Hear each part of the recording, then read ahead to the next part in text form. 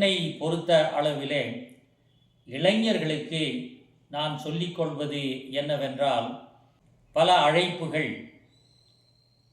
நமக்கு வந்து கொண்டே இருக்கின்றன.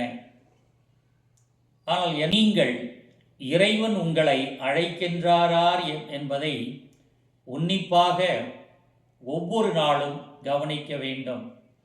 அவ்வாறு இறைவன் உங்களை அழைத்தார் என்றால், நீங்கள் அந்த அழைப்பை மரியாளை போல ஏற்று அந்த அழைப்பிலே மேலும் மேலும் வளர நீங்கள் தூய ஆவியினுடைய அந்த உந்துதலையும் கொண்டு நீங்கள் வாழ விரும்பினீர்கள் என்றால், ஒரு துறவியராகவோ அல்லது ஒரு குருவாகவோ அல்லது கன்னியராகவோ மாறுவதற்கு வாய்ப்பை இறைவன் கொடுத்து கொண்டே இருக்கின்றார்.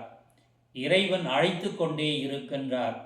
அந்த அழைப்பை ஏற்று இறைவனிடம் வாருங்கள். நிறைவான வாழ்வையும் இறைவனுடைய ஆசிரையும் பெறுவீர்கள்.